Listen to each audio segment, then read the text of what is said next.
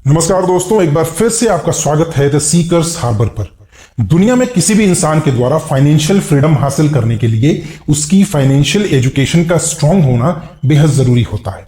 और अगर एक्सपर्ट्स की माने तो फाइनेंशियल एजुकेशन को मजबूत करने का सबसे अच्छा तरीका है किताबें पढ़ना। और यही वजह है कि दुनिया में इस टॉपिक के ऊपर अनेकों बुक्स लिखी जा चुकी हैं, लेकिन एक किताब जिन्हें इन सब में टॉप पर रखा जा सकता है, जिसे बहुत से लोग लाइफ में अपना गोल अचीव करने के लिए और कामयाबी हासिल करने के लिए पढ़ते हैं, जिसे फाइनेंशियल एजुकेशन के मामले में दुनिया की सबसे फेमस किताबों में से एक माना जाता है और जिससे आप में से बहुत लोग वाकिफ भी होंगे। हम बात कर रहे हैं अमेरिकन राइटर और बिजनेसमैन रॉबर्ट कियोसाकी द्वारा लिखी गई financial classic rich dad poor dad की। आज इस वीडियो में हम इसी बुक के बारे में बात करने वाले हैं और फाइनेंशियल फ्रीडम हासिल करने के लिए जरूरी उन 6 नियमों को भी जानने वाले हैं जिसे रॉबर्ट कियोसाकी ने अपने जीवन में सीखा था। वीडियो में आगे बढ़ने से पहले अगर अभी तक आपने इस चैनल को सब्सक्राइब नहीं किया है तो इसे अभी कर ले, ताकि ऐसी लाइफ चेंजिंग वीडियोस आपसे मिस ना हो। तो चलिए बिना समय गंवाए शुरू करते हैं। दोस्तों, रिच डैड पुअर डैड की कहानी लेखक रॉबर्ट टी कियोसाकी की अपनी खुद की लाइफ पर आधारित है। इस बुक में रॉबर्ट अपने 2 पिताओं की बात करते हैं, जिनमें एक हैं उनके असली पिता जो कि बहुत ही ज्यादा पढ़े लिखे और हार्ड वर्किंग इंसान हैं। वे पेशे से एक टीचर हैं, लेकिन वे फाइनेंशियली बहुत कमजोर हैं। इस बुक में रॉबर्ट उन्हें पुअर डैड कहकर संबोधित करते हैं। दूसरी तरफ उनके एक मुंहबोले पिता भी हैं, जो कि असल में उनके एक दोस्त के पिता हैं, जो कि केवल 8वीं क्लास तक पढ़े हैं, लेकिन फाइनेंशियल एजुकेशन मजबूत होने के कारण वे अपने शहर के सबसे बड़े और सबसे अमीर बिजनेसमैन में शुमार किए जाते हैं। अपनी बुक में रॉबर्ट इन्हें ही रिच डैड कहकर संबोधित करते हैं। इस पूरी कहानी में रॉबर्ट के रिच डैड उनकी जिंदगी के अलग अलग पड़ावों पर 30 साल तक 6 ऐसी अहम शिक्षाएं देते हैं जो कि लाइफ में कामयाबी हासिल करने, अमीर बनने और हमेशा अमीर बने रहने के लिए बहुत ही क्रूशियल होती हैं। रॉबर्ट के रिच डैड के द्वारा बताए गए ये 6 लेसन्स दुनिया के किसी भी इंसान को अमीर और कामयाब बनाने की पूरी ताकत रखते हैं, फिर चाहे वो इंसान कितना ही कम पढ़ा लिखा क्यों ना हो। तो चलिए अब हम आपको रॉबर्ट कियोसाकी द्वारा अपनी बुक में मेंशन उन्हीं 6 लेसन्स के बारे में बताते हैं। Lesson number 1, rich don't work for money, money work for them. यानी अमीर पैसों के लिए नहीं बल्कि पैसा उनके लिए काम करता है। दोस्तों, रॉबर्ट के रिच डैड बताते हैं कि दुनिया के अधिकांश लोग कई डेकेड्स से एक विशेष तरह के सर्कल या यूं कहें कि जाल में फंसे हुए हैं और वे इसे रैट रेस यानी चूहों की दौड़ कहकर संबोधित करते हैं। आज दुनिया के ज्यादातर लोगों की लाइफ का एम सिर्फ अच्छे कॉलेज में पढ़ना, अच्छी नौकरी ढूंढना, शादी करना और जिंदगी भर अपनी सैलरी से घर, कार और अन्य चीजों की ईएमआई भरते रहना ही बन गया है। लोगों को इस बात का एहसास भी नहीं होता कि इस तरह की लाइफ में वो मेहनत तो सबसे ज्यादा करते हैं, लेकिन उनकी मेहनत का मैक्सिमम बेनिफिट किसी और को ही होता है। वे सिर्फ इस अंधी दौड़ का एक हिस्सा बने हुए हैं। असल में लोग इस रेस का हिस्सा बनकर कोई बहुत खुश नहीं होते, लेकिन फिर भी अपने मन के डर, लालच और रेस्पॉन्सिबिलिटीज की वजह से वे मजबूरी में इसका हिस्सा बने रहते हैं। वे दरअसल जिंदगी में कोई रिस्क नहीं लेना चाहते। रिस्क लेने के लिए हिम्मत यानी बहुत हिम्मत की जरूरत होती है। अगर आप इस तरह के आदमी हैं जिसमें हिम्मत नहीं है तो आप जिंदगी के हर थपेड़े, हर मुश्किल के सामने हार मान जाएंगे। अगर आप हिम्मती नहीं हैं तो आप जिंदगी भर सेफ गेम खेलते रहेंगे, सही चीजें करते रहेंगे, किसी ऐसे वक्त का इंतजार करते रहेंगे जो आने वाला नहीं है, और फिर अंत में आप एक बोरिंग जिंदगी जीकर मर जाएंगे। आपके बहुत से दोस्त ऐसे होंगे जो आपकी सिर्फ इसलिए तारीफ करेंगे क्योंकि आप एक मेहनती और भले आदमी थे। आपने अपनी जिंदगी सेफ गेम खेलने और सही चीजें करने में गुजार दी, परंतु सच्चाई तो यह है कि आपने जिंदगी के थपेड़ों के सामने घुटने टेक दिए। आप खतरा मोल लेने की कल्पना तक से डरते थे। वास्तव में तो आप जीना चाहते थे, परंतु आपके लिए हारने का डर जीतने के रोमांच से ज्यादा ताकतवर साबित हुआ। अंदर से आप और केवल आप जान पाएंगे कि आपने कभी जीतने की कोशिश ही नहीं की। आपने सेफ गेम खेलने का विकल्प चुना। रिच डैड कहते हैं कि इंसान को सबसे पहले तो अपने डर को खत्म करके इस रैट रेस से बाहर निकलना चाहिए और फिर कुछ ऐसा करना चाहिए जिसमें आप पैसे के लिए काम ना करें बल्कि पैसा आपके लिए काम करे। कहा गया है कि पैसा ही पैसे को खींचता है। ठीक उसी तरह आपको भी अपनी लाइफ में कुछ ऐसा करने की जरूरत है जिसमें कि आपका पैसा ही आपको पैसा कमा कर दे, आपको बहुत मेहनत करने की जरूरत ना पड़े। Lesson number 2, keeping money is more important than making it.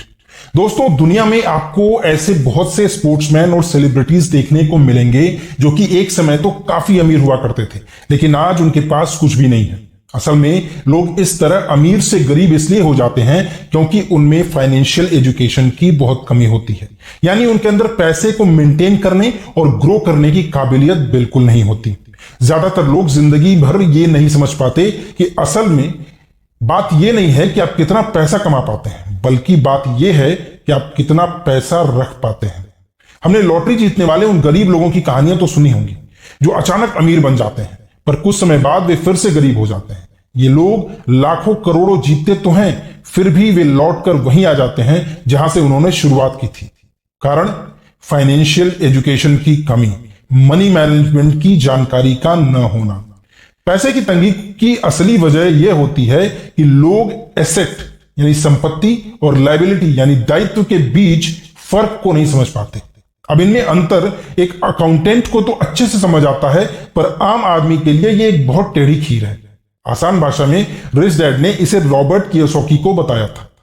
Asset वो चीज है जो मेरी जेब में पैसे डालती है और लायबिलिटी वो चीज है जो मेरी जेब से पैसे निकालती है।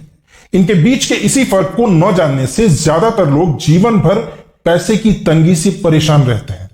रिच डैड एक एग्जाम्पल के माध्यम से इसे समझाते हैं। वे कहते हैं कि पूरी दुनिया में घर को एक एसेट माना जाता है, जबकि उनके अनुसार घर एक एसेट नहीं बल्कि एक लायबिलिटी है, क्योंकि एसेट तो वो है जो कि आपको पैसा कमा कर दे रहा है, जबकि घर के मामले में आपको कई साल तक इसका लोन व ईएमआई चुकानी पड़ती है, यानी पैसा आपके जेब से जा रहा है, जिसके चलते आपके जेब में पैसा आता नहीं है बल्कि सिर्फ जाता है।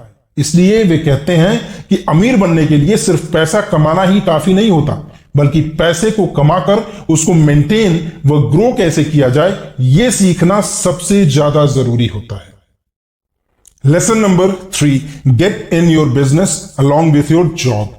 दोस्तों, दुनिया में जब किसी इंसान को उसकी पसंदीदा जॉब मिल जाती है तो पूरी जिंदगी वो उसी को पूरे डेडिकेशन से करने का मन बना लेता है और फिर बिना सोचे समझे अपनी पूरी लाइफ उसी को करने में बिता देता है। वो एक्स्ट्रा इनकम के लिए कुछ भी कोशिश नहीं करता।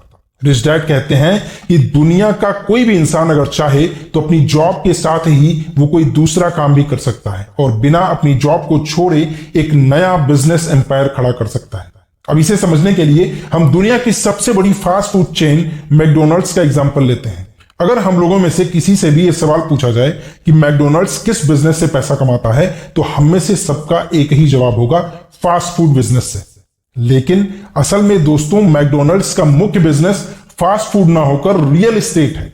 फास्ट फूड बिजनेस के थ्रू धीरे धीरे मैकडोनल्ड्स ने रियल एस्टेट का एक बहुत बड़ा एम्पायर खड़ा कर लिया है। इसी तरह एक आम आदमी भी अपनी जॉब को करने के साथ ही कुछ ऐसे एसेट्स और सोर्सेस ऑफ इनकम क्रिएट कर सकता है जो कि उसे पैसे कमाकर भी दे। इसके लिए रॉबर्ट ने बुक में कुछ एग्जांपल्स भी दिए हैं, जैसे कोई बिजनेस शुरू करना, स्टॉक मार्केट में इन्वेस्ट करना, रियल एस्टेट में पैसे लगाना, मुनाफा देने वाली प्रॉपर्टीज को खरीदना। इनमें से कोई भी तरीका अपनाकर आप अपने लिए एक नई सोर्स ऑफ इनकम बना सकते हैं और सच में अमीर बनने का अपना सपना पूरा कर सकते हैं। Lesson number 4, taxes are for only middle class and poors. दोस्तों, आपको यह जानकर हैरानी होगी कि इस दुनिया के सबसे अमीर लोग सबसे कम टैक्स देते हैं। गरीबों की भलाई के लिए जो पैसा लगता है वो मिडिल क्लास से आता है, खासकर शिक्षित और हाई इनकम मिडिल क्लास से। इस लेसन में रिच डैड टैक्स की हिस्ट्री बताते हुए ये कहते हैं कि टैक्स असल में अमीर और गरीब के बीच मौजूद फर्क को खत्म करने के लिए बनाया गया सिस्टम था। यानी शुरुआत में केवल अमीर लोगों पर ही टैक्स लगता था और टैक्स के उन पैसों को गरीबों की सुविधाओं पर खर्च किया जाता था। लेकिन समय के साथ साथ धीरे धीरे मिडिल व अपर मिडिल क्लास पर भी टैक्स लगने शुरू हो गए और आज की अगर बात करें तो यह मामला पूरी तरह से उल्टा हो चुका है, क्योंकि आज अमीर लोग अपने दिमाग और चालाकी का इस्तेमाल करके खुद को टैक्स देने से पूरी तरह बचा लेते हैं। सरकार के खाते में जो सबसे ज्यादा टैक्स जमा होता है वो मिडिल व अपर मिडिल क्लास के द्वारा ही जमा किया जाता है। बड़े बड़े अमीर बिजनेसमैन और उद्योगपति पहले पैसा कमाते हैं और फिर अपनी सभी जरूरत व ख्वाहिशों को पूरा करने के लिए उस पैसे को खर्च करते हैं और आखिर में जो बचता है उससे वो थोड़ा बहुत टैक्स भरते हैं। जबकि वहीं मिडिल व अपर मिडिल क्लास के लोग पैसा कमाने के साथ ही टैक्स भरते हैं और फिर अंत में जो कुछ बचता है उसको वो अपने ऊपर खर्च करते हैं। Lesson number 5, the rich invent money.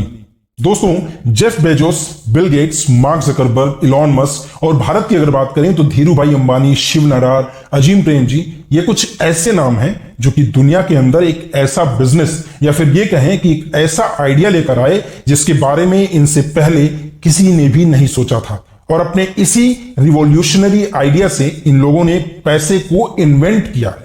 इससे पहले कि मार्केट में मौजूद किसी भी अवसर को कोई और व्यक्ति खोज पाता, इन लोगों ने उस अपॉर्चुनिटी को ढूंढ निकाला और उस पर तुरंत एक्शन लिया।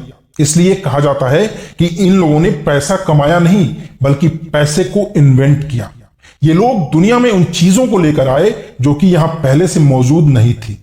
इसी तरह आपको भी सिर्फ पैसे कमाने के बारे में नहीं बल्कि कुछ ऐसा करने के बारे में सोचना चाहिए जिससे समाज में मौजूद किसी समस्या का समाधान हो सके, कुछ नया इन्वेंट किया जा सके।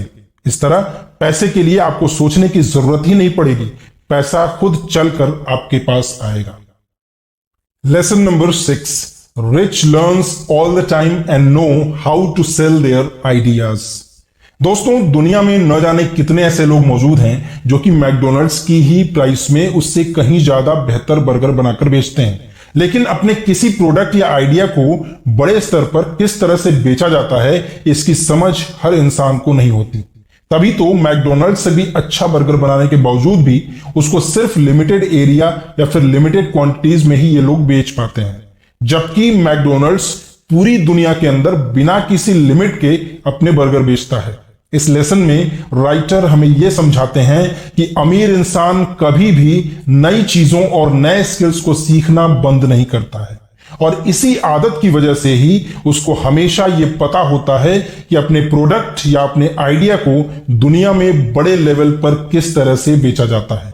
लेखक बताते हैं कि जो व्यक्ति ज्ञान की खोज करना बंद कर देता है उसके मस्तिष्क में अज्ञान का अंधकार छा जाता है, क्योंकि इस बदलती हुई दुनिया में अगर हम ये सोच रखते हैं कि हमने सब कुछ सीख लिया है तो इतना तो तय है कि हम अपनी सफलताओं से नीचे उतर रहे हैं, असफलता की तरफ बढ़ रहे हैं। असफलता हमारा दुश्मन बन सकता है। सफलता के लिए ज्ञान की खोज आवश्यक है। ज्ञान की खोज उतनी ही जरूरी है जितनी हम पैसे की खोज कर रहे हैं। तो दोस्तों, ये थी rich dad poor dad book की समरी। बट इस किताब को पूरी तरह से समझने और कंप्लीट फाइनेंशियल नॉलेज के लिए आपको इसे पूरा जरूर पढ़ना चाहिए। इस वीडियो से आपकी क्या लर्निंग रही ये कमेंट के माध्यम से हमें जरूर बताइएगा। मिलते हैं अगली वीडियो में, तब तक खुश रहिए, स्वस्थ रहिए और आगे बढ़ते रहिए।